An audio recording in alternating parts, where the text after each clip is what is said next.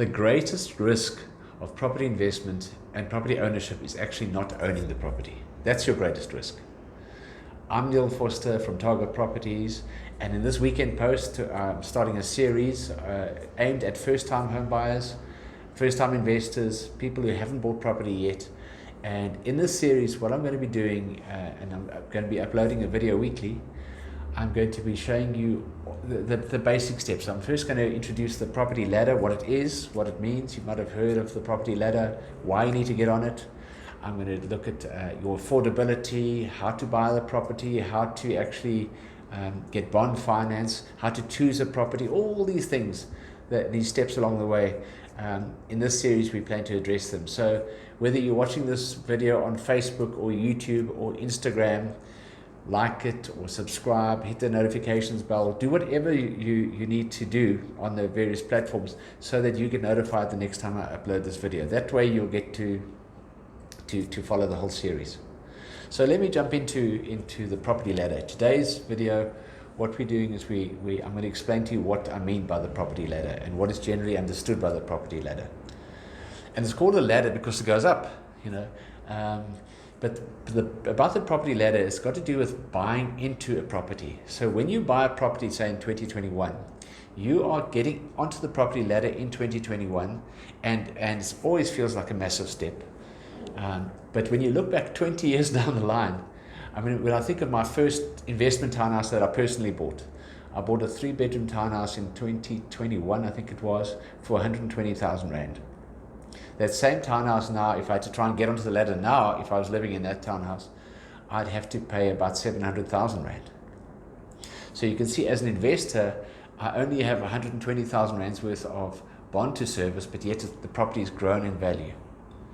And if you stay a tenant, what happens is every year your rental goes up and up and up and up and up. Whereas if you buy a property, your bond repayment, just like your rentals, kind of stays the same. It moves up and down with the interest rate. And at the moment, interest rates are at a 50-year low. So this is a very good time to buy. It's a very, very good time to get into the property, onto the property ladder, because the first 2 or 3 years of buying a property are the hardest. It feels the hardest, but as time goes on and your rental stays the same and inflation kicks in other words, with inflation goes all the salaries and all the other costs go up, but your rental pegs. Your rental, it's actually a bond repayment, stays more or less the same.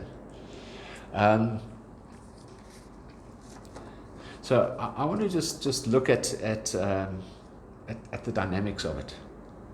You see, if you come from a family where your parents didn't buy their house, they lived in the house and they rented a house their whole life, what you would have experienced, you probably would have experienced your parents saying, oh, the rent's gone up again, the rent's gone up again, the rent's gone up again.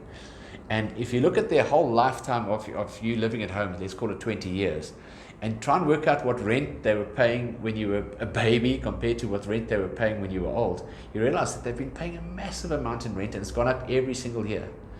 But if they had bought the property that they're living in when you were young, in your sort of latter years, finishing school, leaving home, you probably find your parents, the house would have been paid off already, or else the bond repayment would be lower than the rates.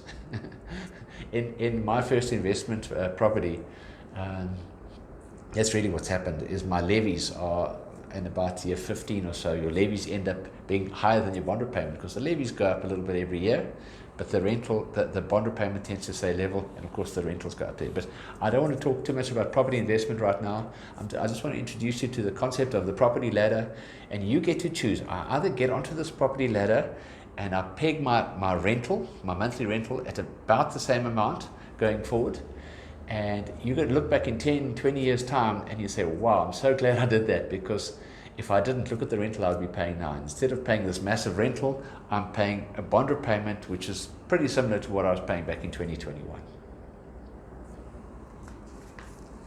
So, I mean, to explain this, I sometimes it's very good to just tell a story. And I grew up, my father worked, he had a steady job, worked with one company for 30 odd years, and he had a nice pension plan, and he bought the house that we lived in.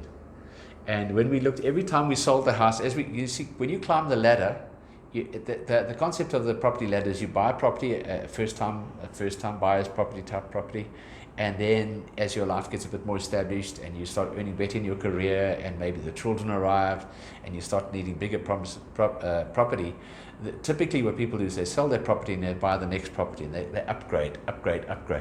And if I look at my own life, through my life, my parents continually upgraded the property. Every 5 years or so, the property that we were in was sold and they bought something nicer and they moved up. So the result was, when my parents finally retired, their house was fully paid up and they had a fairly nice pension, so they can retire comfortably.